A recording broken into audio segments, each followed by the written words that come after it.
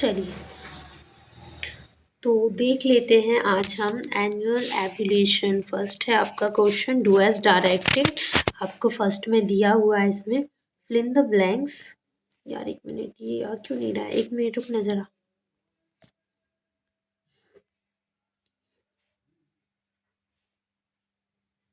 देखना ये ऊपर जा रहा है और ये नीचे क्यों नहीं आ रहा भाई, ऐसा क्यों हो रहा है?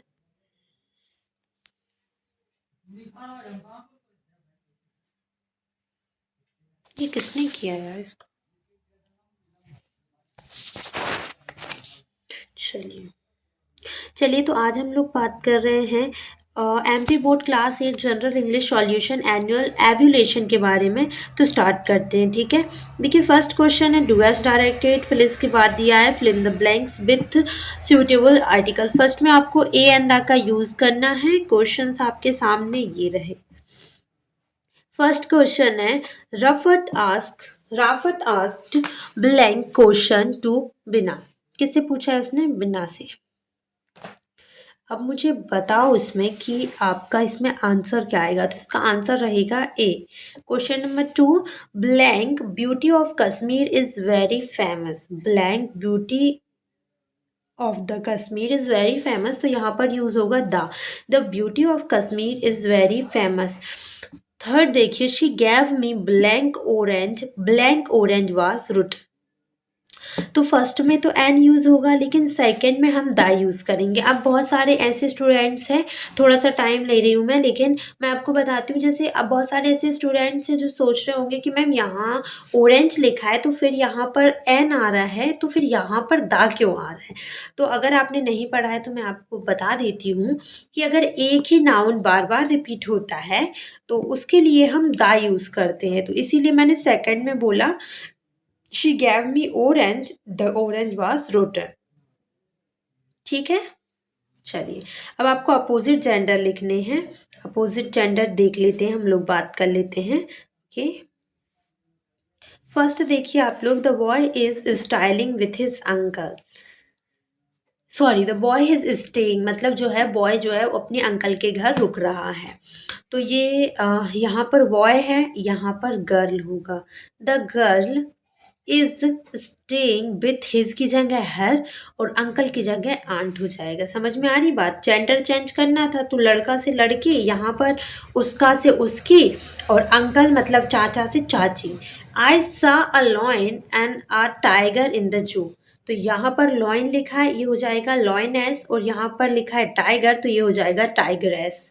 ठीक है, जिसका मीनिंग होता है शेरनी। और ठीक है, चलिए सी क्वेश्चन देखते हैं हम लोग। Give the plural form of the following words. इन ये जो लिखे हैं वर्ड्स, इनके प्लूरल फॉर्म आप सभी को देना है। तो फर्स्ट का है बॉक्स, तो बॉक्सेस हो जाएगा, ई एस लग जाएगा।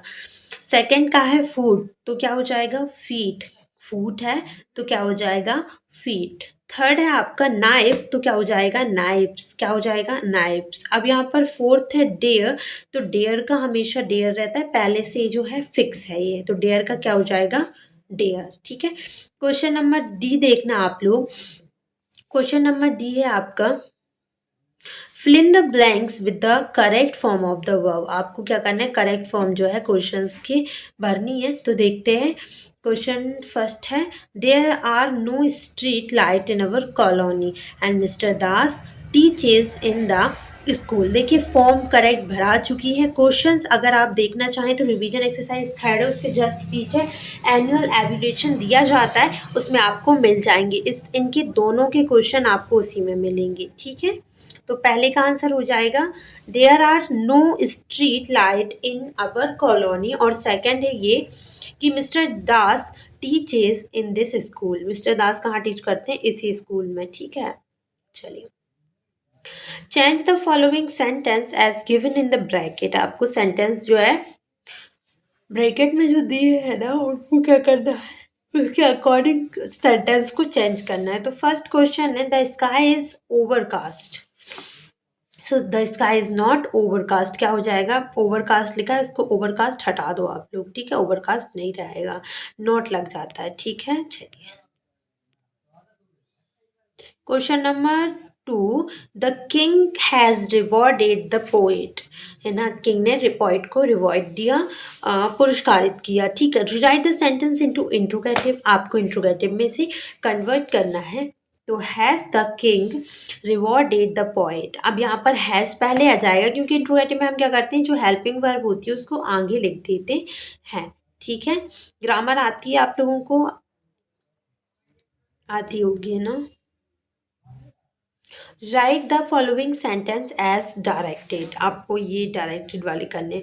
हरी स्टॉल माई बुक, हरी ने मेरा स्टॉल मेरी बुक जो है चोरी कर ली। So my book was stolen by Hari, ये हो जाता है चेंज द वॉइस, जब हम कोई सेकेंड जो है पहले से सेकेंड फॉर्म में दिया होता है और अगर हम उसे वॉइस चेंज कर रहे हैं तो वहाँ पर जो है टेंस, एक टेंस आगे की जो है हेल्पिंग वर्ब आती है, मतलब वाज आ जाएगा। सेकेंड, अगर सेकेंड फॉर्म है तो पास्ट प्रेजेंट, पास्ट इंडेफिनिट की है तो पास्ट कॉन्टिन्यूस की हेल्पिंग वर्ब यूज़ करेंगे। इसके लिए आपको वॉइस पढ़ने पड़ेंगे और वॉइस में पढ़ा चुकी हूँ, एक्टिव टू पैसिव वॉइस मैंने पढ़ा दिया है। क्वेश्चन नंबर 2 देखिए, he said Anand is working hard, उसने कहा कि आनंद जो है बहुत ही कठिन परिश्रम करता है। चेंज इनटू इनडायरेक्ट स्पीच, आपको इसे इनडायरेक्ट स्पीच में जो है कन्वर्ट करना है। तो अब आप क्या करेंगे, आप लिखेंगे कि he told that Anand was working hard. ठीक है, डायरेक्ट में, इनडायरेक्ट में आपने चेंज कर दिया। अब आगे देख लेते हैं, आगे लिखा हुआ है आपका कि match the words in column A with their meaning in column B. अब यहाँ पर देखो सिंबल लिखा हुआ है, देखना ज़रा, यहाँ पर सिंबल लिखा हुआ है, तो यहाँ पर आपको लिखा हुआ है क्या, अरे भाई देखिए यहाँ पर सिंबल लिखा हुआ है, तो सिंबल का मतलब क्या होता है, a sign to represent something. Symbol मतलब होता है किसी चीज़ का, लाइक आप किसी एक चीज़ को केंद्र बिंदु, मतलब एक तरीके से जो है पॉइंट आउट करते हैं। सेकंड क्वेश्चन, एग्जॉस्टेड मतलब क्या होता है, थक जाना, तो इसका मीनिंग होगा टायर्ड, दूसरे का डी हो जाएगा। तीसरा, बांदर मतलब to walk slowly without purpose, हम जब बिना पर्पज के घूमते रहते हैं ना उसको बोलते हैं to walk slowly without purpose. अब यहाँ पर क्वेश्चन नंबर 4 डैम लिखा है, तो डैम का क्या हो जाएगा, डैम मतलब होता है a big fall across a river. ठीक है, क्वेश्चन नंबर आप लोग आगे देखिए, B underline and write the silent letter in the following words, आपको फॉलोइंग वर्ड्स में क्या लिखना है, साइलेंट वर्ड्स जो है नीचे लिखने हैं। वेंसडे में क्या होगा, वेंसडे में साइलेंट क्या है, वेंसडे में साइलेंट है आपका, वेंसडे में साइलेंट है आपका डी। नाइफ में साइलेंट क्या है, के। टॉक में साइलेंट क्या है, एल। ऑनर में साइलेंट क्या है, एच। ओके, फर्स्ट में डी, सेकंड में के, थर्ड में एल, फोर्थ में एच। समझ में आया, चलिए आगे बढ़ते हैं। आपको दिया हुआ है गिव वन वर्ड फॉर, आपको एक शब्द में उत्तर देने हैं। A small area of still water, एक छोटा सा एरिया जिसमें पानी भरा हुआ होता है और रुका हुआ होता है, उसे क्या बोलते हैं, उसे पॉन्ड बोलते हैं। पॉन्ड मतलब तालाब। A wild plant growing where it is not wanted, एक एक विल्ड प्लांट जो होता है ग्रोइंग करता है, एक कहने का मतलब जो जंगली पौधा होता है वो अपने आप ग्रो कर रहा है जहाँ नहीं चाहते हैं हम वहाँ पर भी कर रहा है, तो उसे बीड बोलते हैं, क्या, बीड। क्वेश्चन नंबर 3 देखिए, वन हु सेव्स, जो दूसरों को सेव करता है उसे सेवियर बोलते हैं। One who cuts would in अ जंगल, जो व्यक्ति जंगल में लकड़ियां काटता है, या कहीं पर भी, यार जंगल में ही क्या, कहीं पर भी लकड़ियां काटता है तो उसे क्या कहते हैं, उसे हम वुड कटर कहते हैं। क्या बोलते हैं, वुड कटर। ठीक है, चूज द करेक्ट आंसर, आपको करेक्ट आंसर चूज करना है। हु वॉज इन्वाइटेड, सॉरी हाँ, invited to the court to draw the portrait of the king, किसको इन्वाइट किया था कोर्ट में राजा ने पोर्ट्रेट बनाने के लिए। Tenali Raman, Raja Varma, one of the court yards, तो इसका आंसर होगा क्या, आपने पोयम वो आपने चैप्टर पढ़ा है मिजर फॉर मिजर, तो क्या है उसका आंसर, राजा वर्मा, उसमें बताया है मैंने स्टोरी में आप लोगों को। क्वेश्चन नंबर 2 हम लोग देखते हैं, how many experiment did the crew of light STS-107 perform, तो यहाँ पर कितने एक्सपेरिमेंट जो हमने किए थे, 80। यहाँ पर तीन ऑप्शन दिए, 82, 75, 80। सो कौन सा सही है? 80। क्वेश्चन नंबर थर्ड है, who paid special heed to the strong voice? किसने जो है हीट मतलब एक तरीके से इंटेंशन दी थी उस वॉइस को, किसने ध्यान से उस वॉइस को सुना था? अर्जुन ने, नकुल ने, युधिष्ठिर ने? किसने सुना था बताइए? तो उससे सुना था युधिष्ठिर ने। किसने सुना था? युधिष्ठिर ने। ओके, ठीक है। ये अब यहाँ पर आप लोग देखिए, स्लोगन मतलब क्या होता है बताइए? तो यहाँ पर आप क्वेश्चन देखिए जरा, वर्ड्स और phrase giving message attractively and quickly, या फिर sentence used in advertisement, dialogue in a film और टेलीविजन सीरियल, या फिर वर्ड्स और phrase giving message attractively and quickly. Slogan मतलब क्या होता है? तो एक ऐसा वर्ड या फ्रेज जो हमें ना एक बहुत ही अट्रैक्टिव मीनिंग देता है, और एक अट्रैक्टिव शब्द होता है जिसमें हम क्विकली मतलब समझ जाते हैं, मतलब 100 बात की एक बात कहनी होती है ना, उसी को स्लोगन कहते हैं। Where is Kanha Kisli? Where is Kanha Kisli? Kanha Kisli कहाँ है? महाराष्ट्र में है, मध्य प्रदेश में है, बिहार में है। आपको बताना है कि कान्हा किसली कहाँ है, बताइए। सो गाइस, कान्हा किसली जो है ना आपका हमारे मध्य प्रदेश में ही है। कहाँ पर है? मध्य प्रदेश में ही है कान्हा किसली, ठीक है। चलिए, क्वेश्चन नंबर बी देखिए एवरीवन। क्वेश्चन नंबर अगर हम बी की बात करते हैं, so answer any 5 of the following question in 1 और 2 सेंटेंस ईच। ठीक है। अब यहाँ पर आपको क्वेश्चन क्या पूछा है? When and where was Chandrashekhar war? आपको बताना है कि कहाँ और कब चंद्रशेखर जी है जिनका मतलब जन्म हुआ। तो यहाँ पर आंसर है आपका, Chandrashekhar was born on 23rd July 1906 in ब्लेज भावरा इन झाबुआ डिस्ट्रिक्ट। ठीक है, कहाँ हुआ था? 23 जुलाई को 1906 में भावरा गांव में, जिला झाबुआ में हुआ था। अब यहाँ पर क्वेश्चन नंबर 2 पूछा है, which is the best of all virtue? आपको बताना है कि सब वर्च्यूज में से मतलब बेस्ट क्या होता है, सबसे अच्छा सद्गुण कौन सा होता है? So the best virtue is to hate none. किसी से नफरत नहीं करना सबसे अच्छा सद्गुण होता है, जो अपने बस की बात नहीं है। ऐसा कोई व्यक्ति नहीं है जो एक व्यक्ति से नफरत ना करता, मतलब कोई ना कोई किसी न किसी से नफरत करता ही है। थर्ड है, what is the meaning of water conservation? Water conservation का मीनिंग क्या होता है एवरीवन? तो answer is, water conservation means to save and conserve water for use in future. पानी को सेव रखना, सुरक्षित रखना और जोड़कर रखना, पहली चीज तो वाटर कंजर्वेशन होता है, ताकि हम उसका यूज जो है फ्यूचर में कर सकें। So this is the meaning of water conservation. Okay, what happen to the jeweller in the end? Jeweller को आखिरी में क्या हुआ? So the ungrateful jeweller was very much ashamed of his act in the end. वो अपने किए पर बहुत ज़्यादा शर्मिंदा हुआ, उसे बहुत बुरा लगा। ठीक है, क्वेश्चन नंबर 5 देखिए, who inspired her to fly? उसे किसने इंस्पायर्ड किया था कि वो उड़े? उड़ने की प्रेरणा उसे किससे मिली थी? So the Indian pilot JRD Tata inspired her to fly. JRD Tata ji ने जो है उसे इंस्पायर्ड किया था कि वो उड़े। ठीक है, क्वेश्चन नंबर 3 देखिएगा, answer any 3 of the following question in 3 to 4 sentence. आपको जो नीचे क्वेश्चन दिए गए हैं उनको 3 या 4 लाइन में जो है उनके आंसर देने हैं। ठीक है, चलिए आगे देख लेते हैं अपन इसका आंसर। चलिए क्वेश्चन नंबर फर्स्ट देखते हैं सबसे पहले तो हम लोग। एक मिनट रुकना है यार। चलिए क्वेश्चन नंबर फर्स्ट देख लेते हैं हम लोग। What are we trying to under water conservation programme?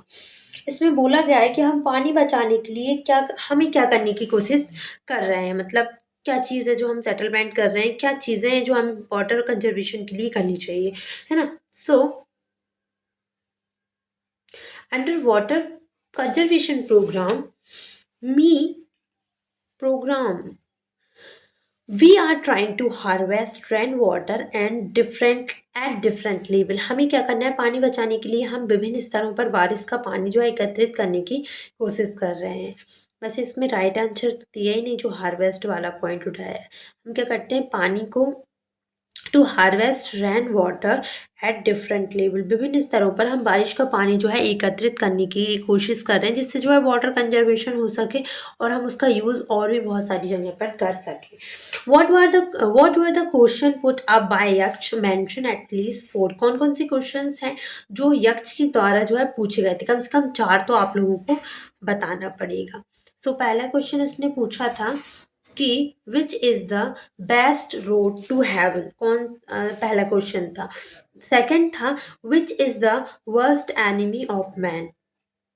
Third है what is the way to happy, and fourth है who is the greatest man of all. ठीक है, चारों। स्वर्ग के लिए सबसे अच्छा रास्ता कौन है, आदमी का सबसे बड़ा दुश्मन, खुश रहने का क्या तरीका है, सबसे महान आदमी कौन है। अब इनके आंसर नहीं देने, उन्होंने बस बोले थे कि उसके चार क्वेश्चंस आपको लिखने हैं। आगे देखते हैं guys. Why was the British police able to surround him, क्यों ब्रिटिश पुलिस जो है उसको सराउंडिंग करने में एबल रही। तो आंसर है आपका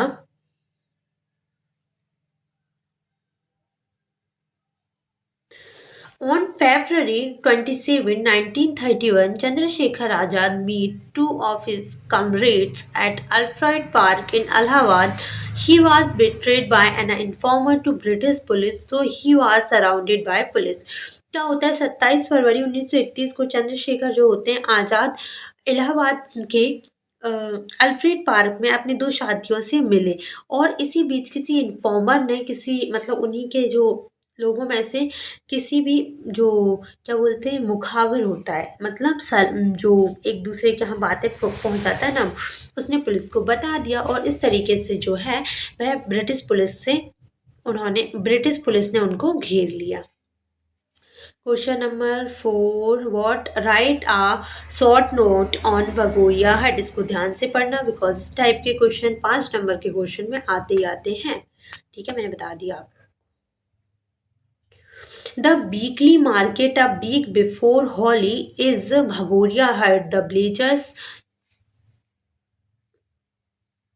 dance, apply gulal on the face of their relatives and friends, and offer them sweets and snacks, ice candles, etc. The children enjoy the ride on the swing. तो इसमें बोला जा रहा है कि होली से एक हफ्ता पहले साप्ताहिक बाजार को भगोरिया हट कहते हैं। इससे क्या होता है, इसमें गांव वाले डांस करते हैं, दोस्त व रिश्तेदार को गुलाल लगाते हैं, और क्या होता है, मिठाई देते हैं, नाश्ता देते हैं, आदि करवाते हैं, और बच्चे जो है जो झूला होता है ना उसका बहुत ज़्यादा आनंद लेते हैं।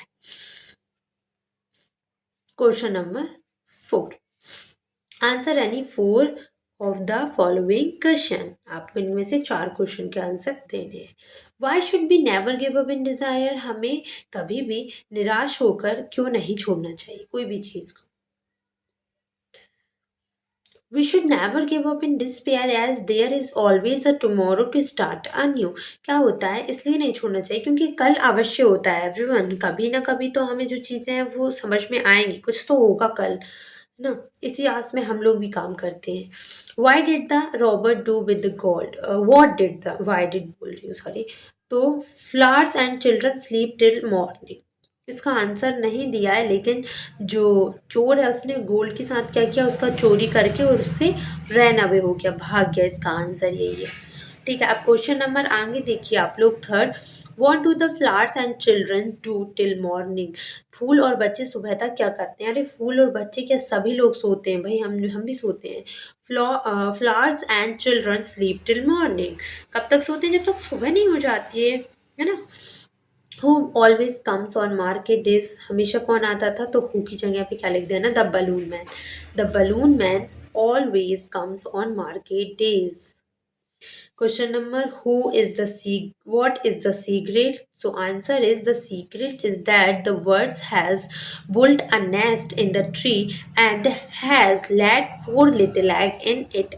अब आंसर समझ में आया तो ठीक, नहीं मैं बताती हूँ। रहस्य यह है कि चिड़िया ने पेड़ की एक घोंसला बनाया, उसमें 4 छोटे-छोटे अंडे दिए थे और यही एक था जो मतलब क्या था?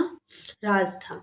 Right any 4 line of the poem from your text book. कोई सी भी है, आपको क्या करना है 4 लाइन जो है अपनी किसी भी एक पोएम की लिख देनी है। सो यहाँ पर देखिए द बलून मैन की लिख रहे हो तो ऐसे लिखना कि 4 line from the poem the balloon man are as follows. He always comes on market days and hold balloons and lovely bunch. Balloons a lovely bunch, and in the market square he stay and never seem to think of lunch.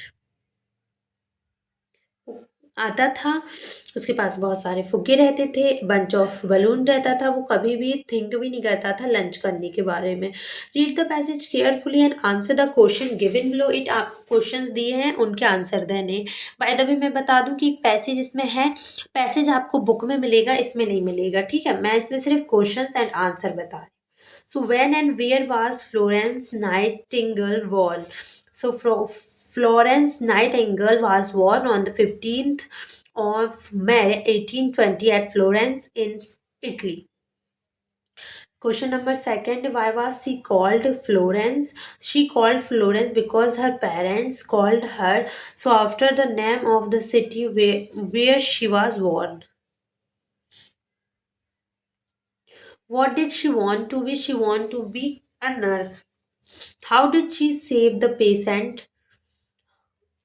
So she saved the she spent a year visiting hospitals. She visit every bed in the hospital to see that no patient was neglected and all were as comfortable as possible. Question number 5. Why did the soldier call her lady with the lamp? The soldier called her lady with the lamp because every night she would take care of lamp and move from bed to bed. Say true or false. Florence Nightingale was born in Florence in France. So true or false बताइए. So I think second का वो first का false है. She is remembered as the lady with the lamp by the whole bedroom. Find out opposite of the following words. Impossible, possible. Forget, remember. ठीक है, चलिए. Fill in the blanks with the preposition from the passage. So she was born in Italy on 13 May. चलिए, आपको application लिखनी है, provide कराना है free text book as you were absent on the day they were distributed. So to headmaster government middle school Bhopal, respected sir, I beg to state that I am a student of your school studying in class 8. I belong to very poor family. मैं बहुत ही poor family से belong करता हूँ. My father is a farmer. मेरे पिता जो है फार्मर है. He is unable to bear the expense of my study. वो मेरी महंगी बुकों का बोझ उठाने में अनएबल हैं. इतना पैसा नहीं खर्च कर सकते. I am very good student. I shall be highly obligated if you provide me free textbook then only I shall able to continue my study. Thank you. अगर आप जो है मैं आपका हमेशा कृतज्ञ रहूँगा अगर आप जो है मुझे फ्री टेक्स्ट बुक प्रोवाइड करा देंगे. एंड जो है सिर्फ यही एक रास्ता है जिससे मैं अपनी आगे की स्टडी कंटिन्यू कर सकता हूँ.